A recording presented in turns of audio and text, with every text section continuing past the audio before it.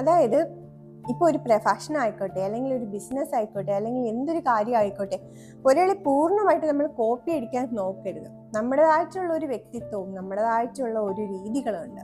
എല്ലാവർക്കും അത് വ്യത്യസ്തമായിരിക്കും. ഒരുപാട് ശ്രദ്ധിച്ചിട്ടുള്ള കാര്യമാണ്. ഇപ്പോൾ ഒരാളൊരു ടെക്സ്റ്റൈൽസ് ബിസിനസ് തുടങ്ങി എന്ന് വിചാരിച്ചോളൂ.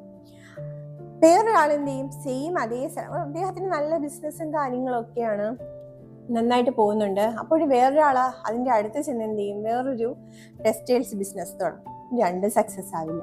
ആദ്യം സക്സസ് ആയി പൊയ്ക്കൊണ്ടിരുന്ന ആൾ എന്ത് ചെയ്യും? ഈ ഒരു കട വന്നതോടെ ജനങ്ങൾക്ക് കൺഫ്യൂഷൻ ആവും. ഇവിടെ കയറണോ അവിടെ കയറണോ എന്നുള്ള ഒരു കൺഫ്യൂഷൻ വന്ന് രണ്ടുപേരുടെ ബിസിനസ്സും പരാജയത്തിലോട്ട് പോകുന്നതായിട്ടാണ് കണ്ടിട്ടുള്ളത്. അപ്പോൾ നമ്മൾ ചെയ്യേണ്ട ഒരു കാര്യം എന്ന് പറയുമ്പോൾ, ഇപ്പോൾ ഒരാൾ ടെക്സ്റ്റൈൽസ് ബിസിനസ് തുടങ്ങി എന്ന് വിചാരിച്ചോളൂ, ഒരു ഉദാഹരണമാണ് കേട്ടോ. അപ്പോഴെന്ത് ചെയ്യുക? മറ്റേ ആൾ അപ്പുറത്തെ ഏത് കടയാണ് തുടങ്ങേണ്ടത്? ജ്വല്ലറീസോ, അല്ലെങ്കിൽ ജ്വല്ലറി മീൻസ് ഇപ്പോൾ ഡ്രസ്സിന് മാച്ചുള്ള ഓർണമെന്റ്സ് വിൽക്കുന്ന ചെറിയ ജ്വല്ലറീസോ, ഫാൻസിയോ, അല്ലെങ്കിൽ ചെപ്പലൊക്കെ വിൽക്കുന്ന ബിസിനസ്സോ, അങ്ങനെയുള്ള ബെൽറ്റ്, അങ്ങനെയുള്ള ബിസിനസ്സൊക്കെ അപ്പുറത്ത് തുടങ്ങിക്കഴിഞ്ഞാൽ 100% രണ്ട് ബിസിനസ് എന്ത് ചെയ്യും? സക്സസ് ആയിട്ട് പോകും. ടെക്സ്റ്റൈൽസിൽ കയറുന്ന ആൾ ഉറപ്പായിട്ട് എന്ത് ചെയ്യും? അപ്പുറത്ത് നമ്മുടെ ബാക്കിയുള്ള ഡ്രസ്സിന് മേച്ചുള്ള സാധനങ്ങൾ എടുക്കാനും അല്ലെങ്കിൽ ചെപ്പൽ നോക്കാനും ഒക്കെ എന്ത് ചെയ്യും? കയറും അല്ലേ? അപ്പോഴും രണ്ടൊരു ബിസിനസ് എന്ത് ചെയ്യും? സക്സസ് ആയിട്ട് പോകുന്നതായിട്ട് നമുക്ക് കാണാൻ കഴിയും. അത് ഉറപ്പായിട്ടുള്ള കാര്യമാണ്. അതിന് ഏറ്റവും വലിയ ഉദാഹരണമാണ് ഒരു ഹോസ്പിറ്റലിൽ വരുമ്പോൾ തൊട്ടടുത്ത് എന്ത് തുടങ്ങുന്നത്? അത് ഹോസ്പിറ്റലാണ് തുടങ്ങുന്നത്? ഒരിക്കലല്ല. ഹോസ്പിറ്റലിൽ വരുമ്പോൾ തൊട്ടടുത്ത് തുടങ്ങുന്നത് എവിടെയാണ്? ഫാർമസികളാണ് അല്ലേ? അത് സക്സസ് ആയിട്ട് പോകുന്ന കണ്ടിട്ടില്ലേ? അതുപോലെയാണ്. ഇപ്പോഴും ആരെയും കോപ്പി അടിക്കരുത്.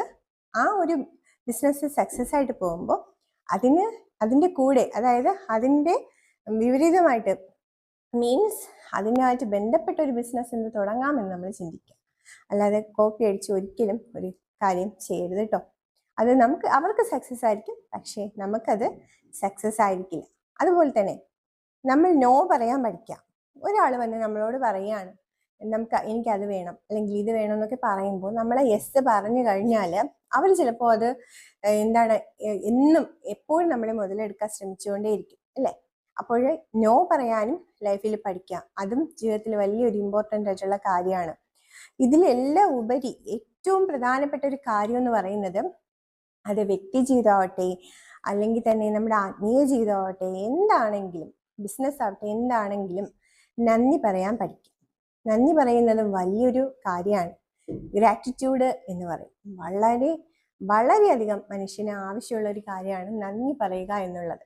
നന്ദി പറയുമ്പോൾ നമുക്ക് നമ്മുടെ ജീവിതത്തിൽ ഒരുപാട് മാറ്റങ്ങൾ വരും. പ്രത്യേകിച്ച് നന്ദി